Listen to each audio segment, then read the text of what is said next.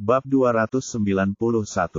Keduanya menoleh ke arah Gary di belakang mereka dengan ekspresi tidak percaya di wajah mereka.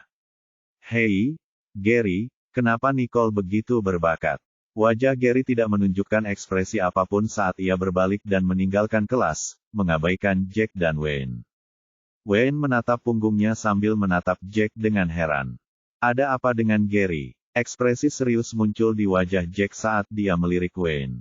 Ekspresi wajahnya tidak jelas. Bahkan dia merasa bahwa Nicole benar-benar telah mengejutkannya, apalagi Gary yang sangat bangga. Gary sedang menuju keluar ketika seseorang tiba-tiba muncul di sekitarnya. Ternyata Raine datang untuk mengajak Gary makan bersama. Gary berjalan sangat cepat, dan Raine harus berlari kecil untuk mengejarnya sambil berbicara terus-menerus. "Gary, kamu mau kemana? Ayo cari restoran bintang 5 untuk makan malam. Ada beberapa restoran baru yang dibuka di San Joto akhir-akhir ini." Gary bahkan tidak menoleh, dan ketidakpedulian dalam suaranya terlihat jelas. "Tidak perlu. Dia sedang tidak mau makan." Melihatnya seperti ini, Raine teringat apa yang dikatakan Snow pada dirinya sendiri. Gary berada seperti ini karena stres belajar. Aku seharusnya lebih memperhatikannya. Ketika Raine memikirkan hal ini, dia tersenyum yang menurutnya penuh empati sambil menatap Gary dengan lebih lembut. Suaranya menjadi lebih manis saat dia berbisik. "Gary, apakah Nicole tidak belajar keras sehingga membuatmu stres?" Ekspresi Gary yang awalnya tidak sabar membeku saat ia tiba-tiba menoleh ke arah Raine, matanya tampak dingin tanpa malu-malu. "Apakah kamu tahu apa hubungan antara pria di kafe itu dengan Nicole?" Raine terdiam dan tidak tahu siapa yang dia bicarakan.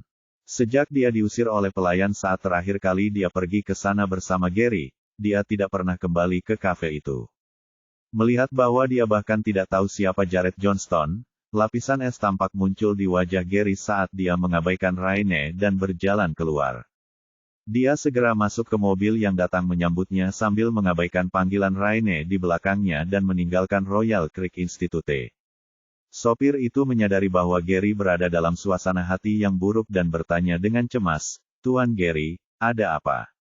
Gary mengabaikannya saat ia mengeluarkan ponselnya dan memutar ulang video yang diunggah Jimmy ke web berulang kali. Ketika dia melihat Nicole dan Jared bersama, dia meremas teleponnya seolah ingin menghancurkannya menjadi berkeping-keping. Ketika pengemudi melihatnya dari kaca spion, dia mencengkeram kemudi dengan gugup. Tuan muda itu memang sulit bergaul sejak muda, dan sekarang saat dia ingin marah, dia tampak semakin menakutkan. Dia buru-buru menginjak pedal gas sambil bersantai pada dirinya sendiri bahwa dia harus kembali secepatnya. Hanya Master Rider yang bisa mengendalikannya saat Master Gary sedang marah.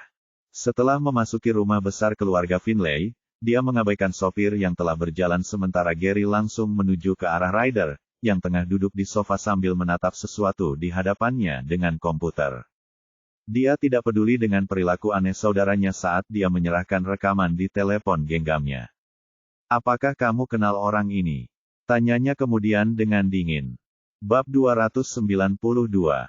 Ryder melihat sosok familiar di layar dan mengangkat alisnya karena terkejut. Dia melepaskan benda itu dari tangannya saat dia melihat ke arah Gary, suaranya sedikit gugup. "Mengapa kamu bertanya tentang dia?" Melihat ekspresinya, Gary tahu bahwa Ryder pasti tahu tentang pria ini. Dia tidak mau bertele-tele dan berkata terus terang, "Kamu tidak perlu ambil pusing soal itu. Katakan saja padaku siapa dia." Ryder menatap adiknya dan sedikit meringis. "Dia adalah tuan muda yang paling dicintai Tuan Johnston, Sir, dan juga bos dari J.J. Johnston Group." "Apa?" Gary mengira Jared hanyalah keturunan keluarga miskin dan hanya mempermainkan wajah cantiknya. Dia sama sekali tidak menyangka kalau Jared mempunyai latar belakang seperti itu. Bagaimana Nicole bisa mengenal orang seperti itu? Memikirkan hal ini, ekspresi Gary berubah serius, tapi Ryder tidak menyadarinya. Dia memandang gadis di sebelah Jared dalam rekaman itu dengan ekspresi serius di wajahnya. Mengapa gadis ini terlihat begitu familiar? Setelah berpikir sejenak, dia menepuk pahanya sambil berkata, "Bukankah dia gadis yang diundang secara pribadi oleh Christo Rogers?" Gary memandang kakak laki-lakinya. Seluruh ekspresinya telah berubah. Kristo Rogers adalah Tuan Rogers, Sir, yang dia tahu. Tetap saja, bukankah Nicole seorang gadis desa? Mengapa Tuan Rogers, Sir, memperlakukannya seperti itu? Gary berpikir akan lebih baik jika dia tidak bertanya pada adiknya karena dia semakin bingung setelah bertanya. Dia memandang Ryder dan berbisik, "Ryder, apakah kamu yakin tidak salah mengira dia sebagai orang lain?" Ryder memandang Gary dengan kesal. "Aku masih tidak membutuhkan kacamata baca, setidaknya aku tidak akan salah mengenali orang lain." Setelah itu dia menatap adiknya dan berkata dengan takjub, "Ada apa denganmu? Kenapa wajahmu muram sekali?" Gary menggelengkan kepalanya untuk menunjukkan bahwa dia baik-baik saja. Ryder tidak terlalu memperhatikan hal itu karena matanya tetap terpaku pada rekaman di ponsel Gary yang bergumam pada dirinya sendiri. "Saya tidak mengira dia masih bersama Tuan Jared. Apakah dia serius?" Wanita muda dari keluarga Rogers tidak akan mudah untuk dihadapi, pikirnya. Gary mengambil kembali ponselnya dari Ryder yang menatapnya dengan sedikit tekad di matanya. "Ryder, aku butuh bantuanmu." Ryder terkejut. Jarang sekali dia melihat adik bayinya meminta bantuan seperti itu. Gary selalu mandiri dan punya pikiran sendiri. Ini adalah pertama kalinya dia ingin menggunakan bantuan keluarga. "Gary, ada apa?" Gary memandang Ryder sambil menjentikkan jarinya ke layar dan menutup video sambil berkata, "Saya ingin semua informasi tentang gadis yang baru saja Anda lihat. Bisakah kamu melakukan itu?" Dengan kemampuannya saat ini, akan cukup sulit untuk mencapai hal itu, tapi mungkin adiknya bisa melakukannya. Ryder tertegun sejenak karena dia tidak pernah menyangka adik perempuannya akan mengajukan permintaan seperti itu. Mendengar pertanyaan itu, wajahnya menjadi cerah saat dia berkata, "Apa susahnya? Aku akan memanggil seseorang untuk menyelidikinya. Aku akan memberitahumu segera setelah aku menemukan sesuatu." Ketika Gary melihatnya setuju, dia menghela napas lega. Dia kemudian berbalik dan berjalan ke atas dengan ekspresi putus asa yang tidak dapat dijelaskan. Bab 293. Ryder memandang adiknya dengan tatapan aneh. Dia memanggil pengemudi itu, menyipitkan matanya dan bertanya, "Ceritakan semua yang terjadi pada Gary di sekolah akhir-akhir ini." Saat Nicole hendak duduk di kafetaria dan memesan makanannya, sebuah getaran datang dari teleponnya. Dia melihatnya dengan bingung dan menyadari bahwa itu adalah pesan dari Stanley. Dia mengatakan bahwa Gloria telah menyiapkan makanan untuknya, dan dia menunggunya di lantai bawah di asramanya dan ingin dia datang dan mengambilnya segera. Nicole melihat ke kursinya yang bahkan hampir tidak hangat, lalu dia menghela nafas dan berjalan keluar.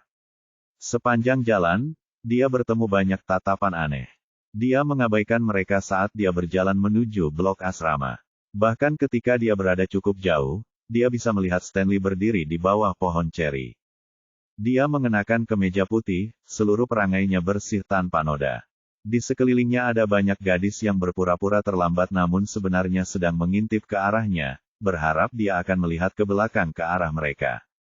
Stanley tidak hanya tampan, dia juga ketua OSIS Royal Creek Institute dan merupakan idola banyak gadis di sekolah. Namun, Stanley tidak menyadari gadis-gadis itu diam-diam mengawasinya, dan ketika dia melihat Nicole dengan malas berjalan ke arahnya, senyumannya muncul. Dia tidak menunggu Nicole berjalan ke arahnya melainkan dengan cepat mendekatinya. Ketika gadis-gadis di arah itu melihat Stanley tersenyum dan berjalan ke arah mereka, mereka dengan penuh semangat memandang Stanley dengan malu-malu. Cinta di mata mereka terlihat jelas.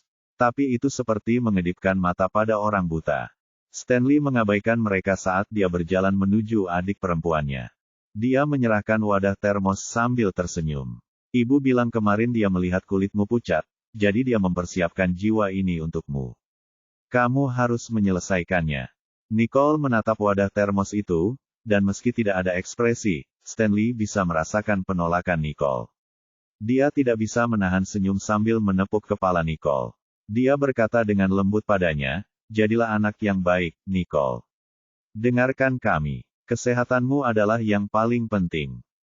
Nafsu makan dan lain-lain semuanya nomor 2. Nicole menatap matanya yang penuh perhatian dan mengambil termos itu tanpa daya. "Dia makan sup tadi malam, pagi ini, dan sekarang sore juga. Namun, itu adalah kebaikan ibu dan Stanley, jadi Nicole tidak punya alasan untuk menolak ketika dia berbicara dengan lembut kepada Stanley. Terima kasih. Stanley memandangnya, dan kilatan kehangatan muncul di wajahnya saat dia berkata, untuk apa kamu berterima kasih padaku? Kita adalah keluarga. Ia kemudian berpikir sejenak sebelum berkata, ibu meminta kami mengantarmu pulang malam ini. Apa rencanamu? Nicole merenung sejenak lalu berkata, mungkin ada yang harus kulakukan malam ini. Jangan khawatir, aku akan kembali sendiri. Stanley tahu kalau dia selalu punya rahasia, jadi dia tidak bertanya. Setelah beberapa kali diingatkan untuk menjaga diri dan minum sup, dia lalu pamit. Banyak yang melihat perilaku ramah di antara keduanya, dan banyak gadis yang merasa cemburu hingga berubah menjadi iri. Apa yang terjadi? Apakah wanita ini tidak puas merayu Harvey? Dia bahkan mengejar presiden. Berapa banyak pria yang dia inginkan berada di dekatnya sebelum dia berhenti. Banyak gadis yang marah memotret adegan ini dan mengunggahnya ke forum sekolah. Selain tudingan terhadap Nicole, mereka bahkan mempertanyakan apakah Jimmy mengunggah video palsu. Nicole jelas memiliki karakter yang bermasalah. Banyak yang awalnya mengubah pandangan mereka tentang Nicole setelah menonton video Jimmy, tetapi ketika mereka melihat rangkaian foto ini, mereka langsung berseri-seri seperti tong mesiu. Bab 294. Melihat Stanley menamparkan nepuk dada Nicole, dengan penuh kasih sayang di matanya, banyak gadis yang menggertakkannya dengan gigi penuh kebencian. Dan sekali lagi, forum sekolah meledak. Saat Snow melihat rumor yang beredar di internet, bibirnya sedikit melengkung dan ekspresi gembira muncul di matanya. Bahkan Jimmy Eng yang tidak berguna itu pun tidak ingin membantunya. Nicole ditakdirkan untuk tidak pernah menyatakan keadaan, pikirnya. Nicole tidak tahu bahwa perjanjian dengan Stanley telah disalahpahami lagi. Dia membawa wadah termos yang agak besar itu menuju kamar asramanya, dan tepat saat dia sampai di lantai 3 dan hendak berbelok, sebuah tangan tiba-tiba terulur dan mendorong ke sekitarnya. Kilatan muncul di mata Nicole saat dia mencondongkan tubuhnya sedikit ke samping untuk menghindari dorongan itu. Dia lalu mengulurkan tangan yang kosong sambil meraih tangan pihak lain yang berniat jahat dan menariknya memanfaatkan momentum pihak tersebut. Ahaha, gadis itu tidak menyangka Nicole akan bereaksi dengan cepat, dan dia tidak siap sama sekali saat dia berada di posisi berlutut di tengah tangga, matanya mengalir karena rasa sakit yang tiba-tiba. Nicole menatapnya dengan dingin, mengulanginya tanpa ekspresi. Dia memegang wadah termos dan terus berjalan ke atas, mengabaikan para pembuatnya. Dia berasumsi bahwa berlutut akan membuat gadis itu bangun.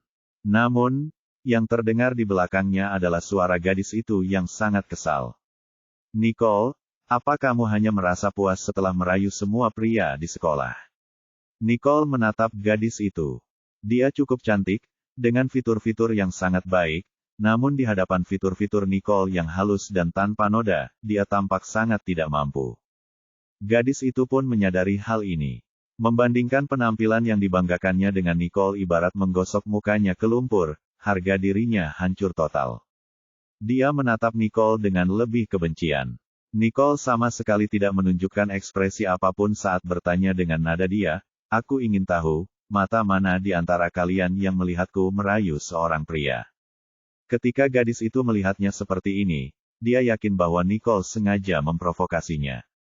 Dia begitu kesal hingga kehilangan kendali dan berteriak, jangan bercita-citaku di sini.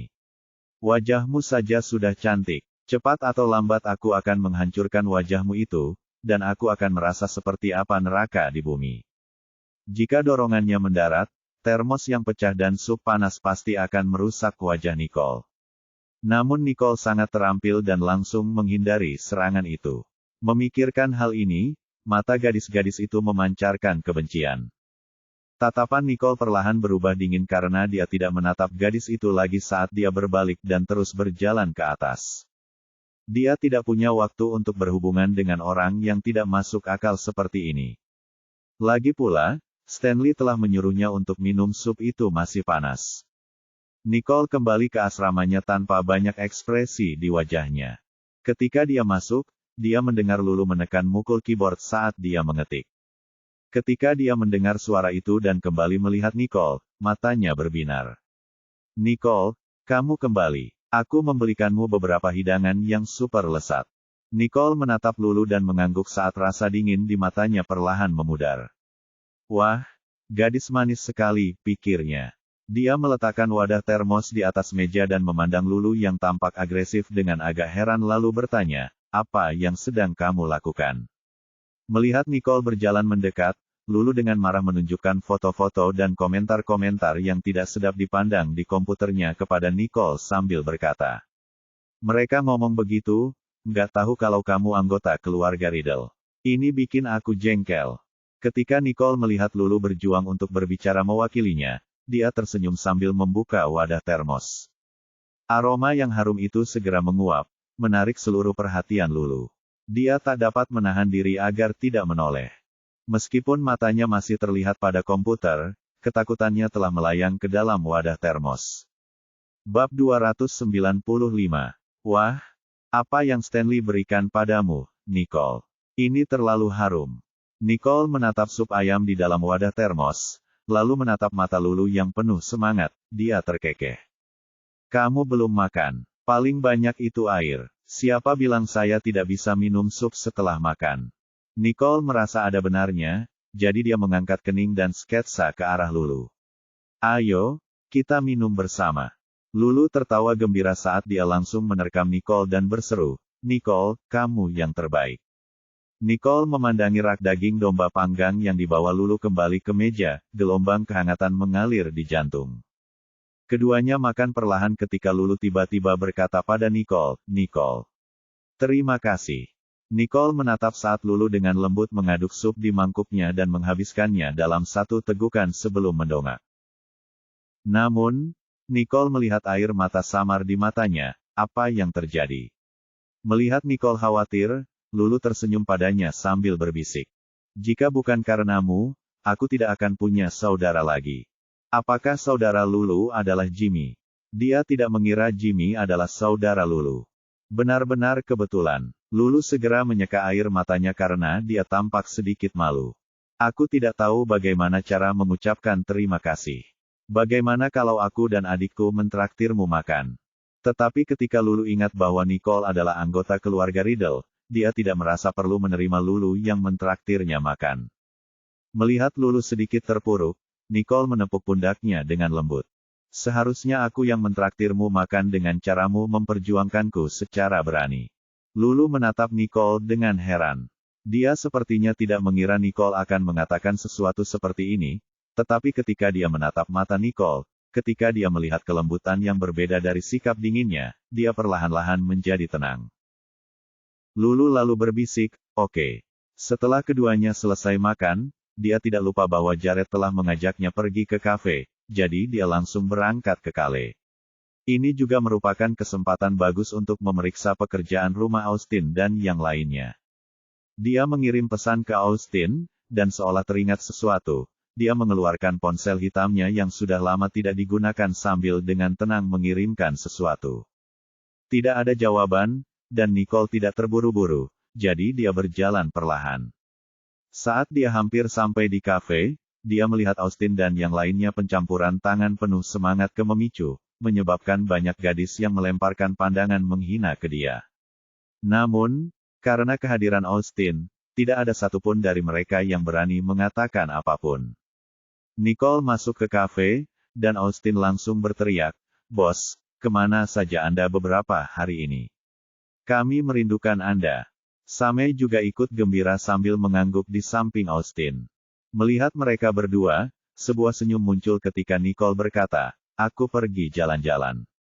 Melihat ekspresi beberapa orang yang kehilangan kata-kata, senyum di mata Nicole semakin dalam.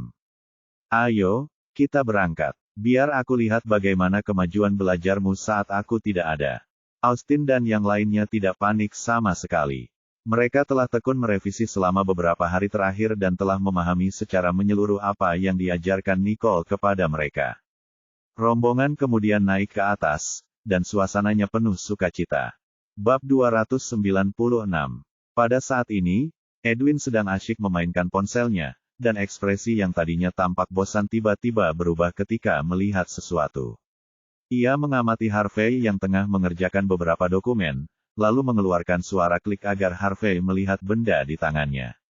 Harvey awalnya menatap Edwin dengan tidak sabar, tetapi ketika dia melihat konten di ponselnya, ekspresi langsung berubah. Apa ini? Edwin mengangkat bahu. Seseorang telah memposting foto ambigu Nicole dan Stanley bersama di forum sekolah. Dan seseorang juga mengunggah foto Harvey yang sedang mengaku kepada Nicole saat itu. Hal ini menimbulkan tsunami karena banyak orang meninggalkan komentar-komentar yang tidak mengenakan mengenai Nicole, dengan mengatakan bahwa ia tidak hanya merayu Harvey tetapi juga berhubungan intim dengan saudara-saudara Riddle dan bahwa ia.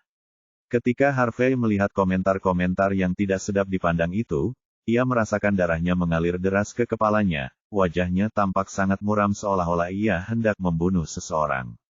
Nicole adalah mangsaku. Hanya aku yang punya keputusan akhir apakah dia baik atau jahat. Yang lain tidak punya hak untuk melakukannya. Sambil memikirkan hal itu, dia mengambil kunci mobilnya dan keluar. Seluruh tubuhnya memancarkan hawa dingin. Melihat perilakunya, Edwin mengangkat alisnya. Kamu mau pergi kemana? Harvey tidak menjawabnya tetapi malah berlari keluar perusahaan sambil menyalakan mobilnya dan melaju menuju Royal Creek Institute. Ia memacu kecepatan mobilnya hingga ke sana dan memarkir mobilnya tepat di bawah gedung Dewan Siswa. Ia sama sekali tidak menghiraukan staf yang sedang bertugas saat ia melakukan konstruksi menuju lantai atas. Stanley sedang rapat dengan kader-kader OSIS lainnya. Melihat Harvey datang dengan marah, dia mengangkat tangannya untuk menghentikan pertemuan saat Stanley bangkit dan berjalan keluar. Harvey adalah cucu kepala sekolah dan juga anggota Dewan Siswa Royal Creek Institute. Akan tetapi, dia jarang muncul dalam rapat. Selain Harvey yang datang ke sini, ekspresinya begitu meremehkan, orang bertanya-tanya apa yang sedang terjadi. Keduanya berdiri di lorong, dan Harvey tiba-tiba mencengkeram keras Stanley, suaranya hampir mendesis. Kupikir kalian semua sangat mencintai Nicole, itu hanya akting, tapi aku tidak menyangka itu palsu. Stanley tercengang. Harvey selalu tenang dan terukur, jadi mengapa dia begitu gelisah hari ini? Saya tidak mengerti apa yang sedang Anda bicarakan. Bahkan seorang pria terhormat akan marah jika kerah bajunya dicengkeram seperti itu ketika Stanley tanpa basa-basi menepis tangan Harvey ke samping, dan suaranya biasanya terdengar sedikit marah. Tuan Harvey, saya khawatir hubungan kita tidak begitu dekat. Lagi pula, adik perempuan saya tidak ada hubungannya dengan Anda, jadi urus saja urusan Anda sendiri. Sejak kapan Harvey punya hak untuk ikut campur dalam urusan keluarga Riddle? Ketika Harvey melihat Stanley acuh tak acuh, dia semakin marah. Setelah menghilang, dia melancarkan pukulan ke arah Stanley tanpa menahan diri. Jika pukulan itu mendarat, akan menyebabkan cedera serius. Stanley mundur dan menahannya saat suaranya berubah dingin. Harvey Ellison, apakah kamu sudah gila? Harvey tidak mempengaruhi saat ia melancarkan tendangan entah dari mana. Stanley tidak dapat menghindar tepat waktu dan hampir jatuh ke tanah. Stanley jelas-jelas marah pada Harvey ketika kilatan dingin muncul di matanya, dan dia menyerang Harvey seperti guntur. Banyak orang yang lalu lalang begitu terkejut hingga mereka bersiap-siap. Stanley yang biasanya hangat dan lembut sedang bertarung. Dan lawannya adalah Harvey yang lembut. Harvey marah dalam hati, merasa bahwa orang-orang ini hanya berpura-pura peduli, tetapi sebenarnya, mereka sama sekali tidak peduli dengan Nicole, sehingga membiarkannya diganggu secara berani. Stanley, di sisi lain, menyerang tiba-tiba dan tidak punya alasan untuk tidak melawan. Bab 297. Keduanya terus bertukar pukulan, dan tak lama kemudian, keduanya terluka di sekujur tubuh mereka. Setelah Stanley diserang, seseorang segera menelepon Spencer dan Samuel. Ketika keduanya tiba dan melihat Stanley melawan Harvey, mereka terkejut, tetapi Spencer bereaksi lebih cepat ketika dia menendang pantat Samuel dan meludah. Apa yang kamu lihat di sana? Singkirkan mereka. Saat itulah Samuel bereaksi, mereka menyerang dan masing-masing bermain imbang 1 lawan 1, menerima beberapa pukulan dalam prosesnya. Baru setelah mereka berempat benar-benar terpisah, mereka terengah-engah. Spencer berpegangan pada Stanley, tetapi Harvey menendang pinggangnya 2 kali. Rasa sakitnya sangat menyiksa, hingga dia bahkan tidak bisa mempertahankan ekspresi bermartabat. Sambil menahan rasa sakitnya, dia bertanya, "Stanley, apa yang kalian berdua lakukan? Mengapa kalian bertengkar?" Stanley tidak pernah bertengkar lagi setelah kelas 4 sekolah dasar. Meski wajah Stanley tidak memar, ia beberapa kali dipukul di bagian tulang rusuk oleh Harvey. Dia mengerahkan seluruh energinya untuk mempertahankan sikapnya, dan ketika dia mendengar Spencer, bahkan dirinya yang biasanya tenang pun berada di ambang meledak. Kalau begitu tanyakan saja padanya. Jika orang tersebut tidak bertindak seperti orang gila, bagaimana dia bisa berakhir dalam kondisi yang menyedihkan? Samuel kemudian terengah-engah sambil bertanya, "Pak Harvey, ada apa dengan kalian berdua? Kenapa tiba-tiba kalian bertengkar?" Harvey awalnya mengejek melihat keduanya. Ketika dia mendengar itu, dia berbalik dan kembali. Saat dia hendak mengatakan sesuatu, dia sepertinya menyadari sesuatu saat dia melihat ke arah Samuel dan bertanya dengan agak cemas, "Ada apa denganmu?" Stanley dan Spencer juga berbalik, dan ketika mereka melihat wajah Samuel, mereka terkejut. Samuel berdiri di sana dengan 2 memar di sekitar mata wajah tampannya, tampak seperti luak. Dia sedikit pusing tapi sepertinya tidak menyadari apa yang terjadi saat dia menatap kosong ke arah mereka bertiga. Saat dia tertegun, aliran darah mengalir perlahan dari hidungnya. Samuel menyeka hidungnya secara refleks, dan pupil matanya menyempit saat melihat darah. "Darah? Spencer, Stanley.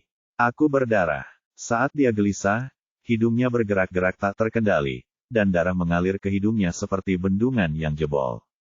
Baik Stanley maupun Spencer tidak bisa lagi diganggu oleh Harvey saat mereka berlari dan menyeret Samuel langsung ke ruang kesehatan sekolah.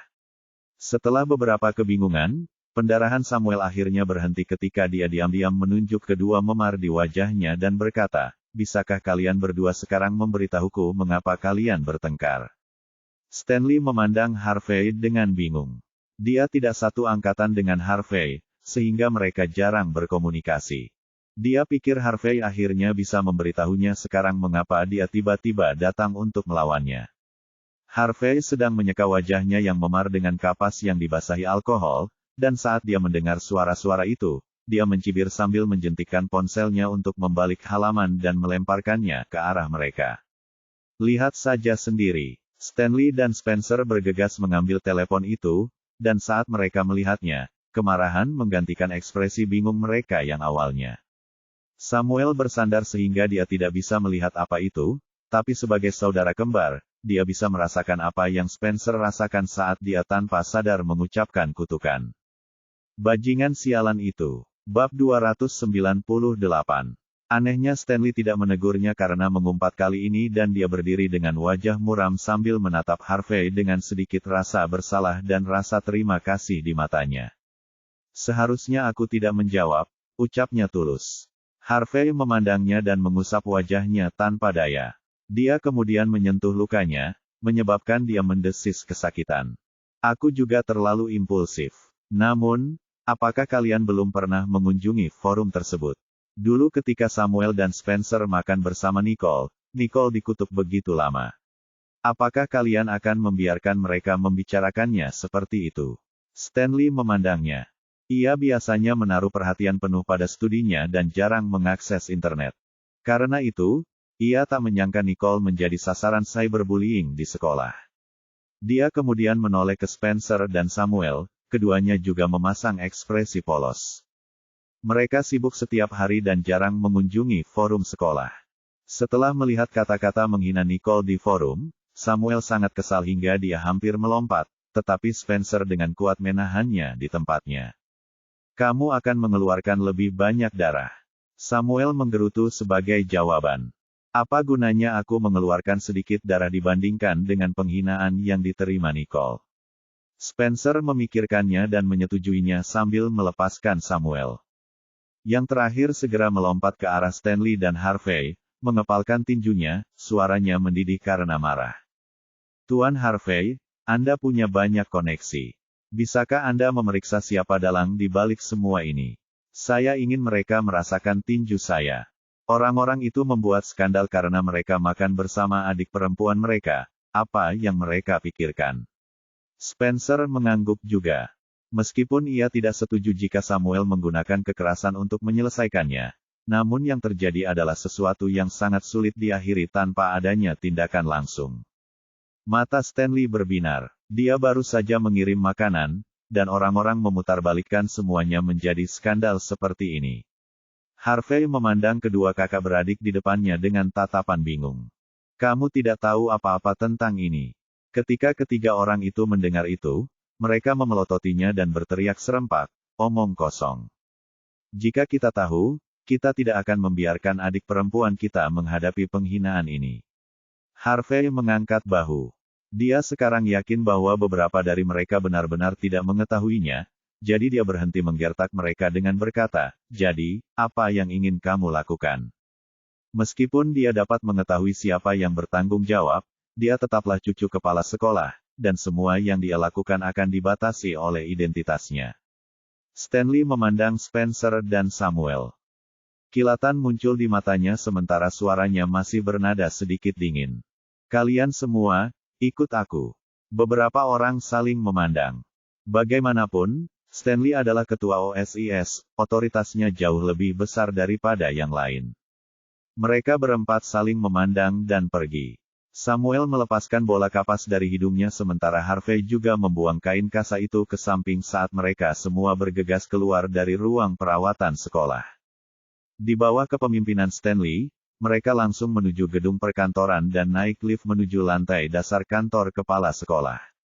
Samuel bertanya-tanya mengapa Stanley membawanya ke sini, tetapi ekspresi pemahaman muncul di mata Spencer dan Harvey.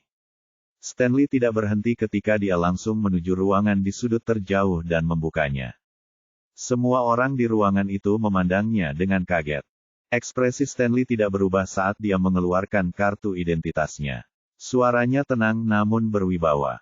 Aku butuh ruangan ini untuk sesuatu. Beberapa orang saling memandang, lalu pemimpin itu berjalan mendekat dan dengan cermat mengamati tanda pengenalnya. Ekspresinya berubah dari ketidaksetujuan menjadi sedikit rasa hormat. Ah, kepala sekolah. Tolong. Bab 299. Sambil berkata demikian, dia memegang dan menuntun 5-6 orang itu masuk ke dalam. Jangan lupa menutup pintu saat keluar. Mata Samuel terbelalak ketika melihat pemandangan di hadapannya dan terkejut dengan takjub. Ini adalah. Spencer tidak bereaksi. Dia adalah pelajar musik, jadi dia familiar dengan peralatan di depannya. Dia menemukan kursi untuk mendudukinya sambil menyilangkan kakinya dan bercanda dengan nada geli. Stanley, bagus sekali. Ekspresi Stanley tidak menunjukkan ekspresi apapun saat dia berjalan memasuki ruang televisi dan dengan tenang menyesuaikan peralatan. Beberapa siswa dari klub penyiaran bertanya-tanya mengapa Stanley tiba-tiba ingin menggunakan ruang penyiaran. Seorang gadis kemudian bertanya dengan hati-hati, ngomong-ngomong, kenapa ketua OSIS datang ke sini? Apakah ada sesuatu yang dia perlukan untuk menggunakan peralatan penyiaran? Anak laki-laki menjawab, dia mungkin punya sesuatu yang penting untuk diumumkan. Saat mereka mengatakan hal itu, semua orang mulai bergosip ketika seorang yang sedang menggulir ponselnya sambil mengunyah permen karet berkata, mungkinkah ini ada izin dengan Nicole? Mereka semua telah melihat postingan tentang Stanley dan Harvey dan sangat meremehkan Nicole. Saat dia berkata demikian, semua orang teringat, dan tak lama kemudian seorang anak laki-laki berkata, bagaimana mungkin? Stanley dikenal sangat adil. Jika seseorang mengatakan kepada Anda bahwa dia akan mengambil alih ruang demi siaran seorang wanita, apakah kamu akan mempercayainya? Semua orang merasa apa yang dikatakan anak itu masuk akal. Bagaimanapun, Stanley memiliki reputasi yang baik, dan semua komentar menyebut Nicole tidak tahu malu. Mengapa Stanley menggunakan ruang penerbitan hanya untuk membantu merehabilitasi seorang wanita? Oh benar juga. Jangan pernah ikat Stanley pada wanita jalang itu, Nicole. Sebelum mereka sempat menyelesaikan kata-katanya, suara lembut Stanley terdengar melalui pengerasan suara di sekolah, disertai sedikit bunyi statistik listrik. Kemudian, ia memperkenalkan dirinya sendiri secara singkat. Halo semuanya, ini Stanley Riddle. Segera setelah itu, dua suara lainnya terdengar melalui mikrofon. Saya Samuel Riddle. Teka-teki saya Spencer. Ketika semua orang mendengar suara Stanley, mereka semua tidak dapat menahan diri untuk berhenti dan mendengarkan. Mereka tidak menyangka kalau kembar Riddle akan muncul juga. Mereka semua adalah tokoh terkenal di sekolah. Semua orang, baik di sekolah menengah maupun di departemen universitas, mendengarkan siaran itu dengan saksama.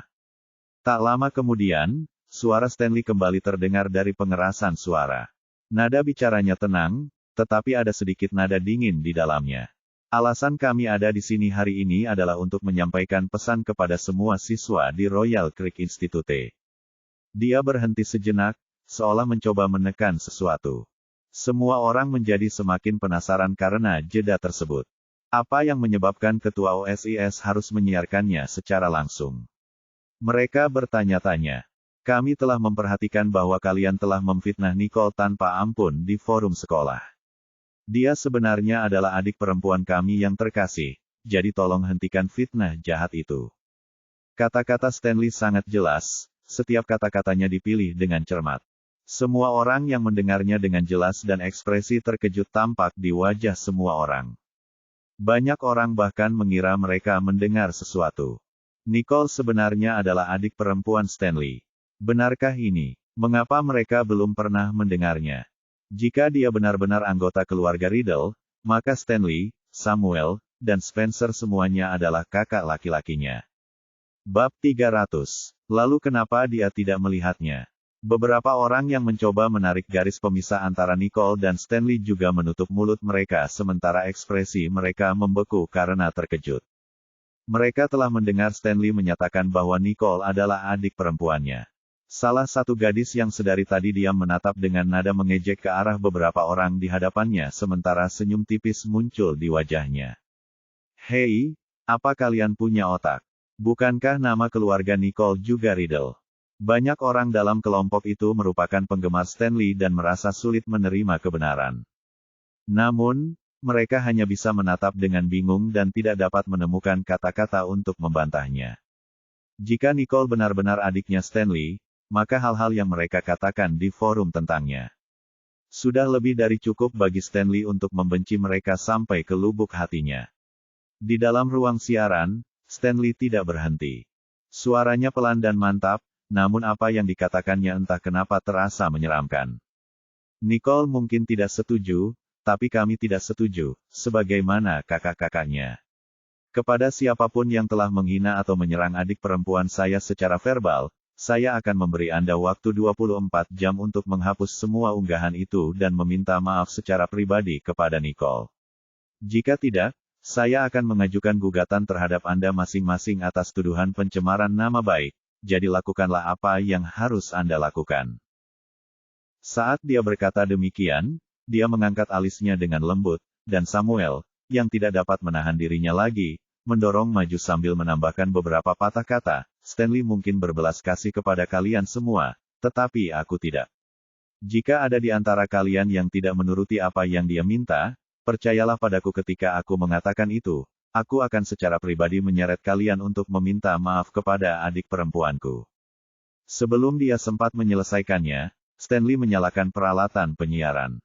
Samuel tidak memiliki pemahaman yang baik tentang apa yang tidak boleh dikatakan ketika dia berbicara. Akan buruk jika ada niat jahat yang menggunakan kata-katanya untuk melawannya. Samuel menundukkan kepalanya dengan sedikit frustrasi ketika dia berkata, Stanley, apa yang kamu lakukan? Aku belum selesai bicara. Stanley tidak berkata apa-apa lagi lalu berdiri dan berjalan keluar. Spencer kemudian menarik Samuel untuk mengikutinya sebelum Harvey akhirnya mengikuti mereka keluar. Keempatnya berjalan melewati para siswa di dekat ruang penyiaran, mengabaikan ekspresi terkejut mereka sepanjang jalan. Samuel lah yang membungkusnya sedikit ketika dia melihat ke arah penggemar Stanley, dengan cahaya dingin namun ceria bersinar di matanya. Para penggemarnya membeku saat dia melihat mereka, dan mereka mengira dia mendengar apa yang mereka katakan di luar. Mereka begitu ketakutan hingga hampir menangis. Setelah mereka berempat pergi, Presiden klub menyiarkan terlebih dahulu dengan rumit sambil melakukan pertunjukan tangan. Ayo, Revisi draftnya, cepat, dan bagi yang perlu minta maaf, silakan. Tak seorang pun dari mereka berminat setelah kutipan ini. Mereka hanya ingin meminta maaf kepada Nicole karena takut mendapat masalah dengan saudara Riddle. Ketika mereka memikirkan hal ini, hampir semuanya menjadi tidak berdaya karena ketakutan memenuhi hati mereka. Sistem penyiaran sekolah digunakan bersama oleh sekolah menengah atas dan departemen universitas. Jadi, baik Snow maupun Raine mendengar siaran itu, dan wajah cantik mereka perlahan membeku. Ketika Snow mendengar putra-putra Paman Daniel melindungi Nicole seperti itu, ekspresi bayangan yang mendalam muncul di matanya. Ia tidak pernah menyangka bahwa Nicole, yang baru saja kembali belum lama ini, akan mendapat perhatian dari saudara-saudaranya yang menjaganya dengan sepenuh hati. Bahkan Stanley, si kutu buku yang punya nilai bagus dan berkarakter, juga tahu bagaimana membelanya. Raine sangat marah. Dia, yang tidak bisa mengendalikan lidahnya, tidak bisa menahan diri untuk tidak mengumpat dengan keras, bukankah anak buah Paman Daniel memanjakan Nora selama ini? Mengapa mereka membela wanita jalang itu sekarang? Salju langsung menutupi mulut. Ini terjadi di sekolah, bukan di rumah. Jika kata-kata Raine didengar oleh orang lain, ini akan sangat buruk bagi citra mereka.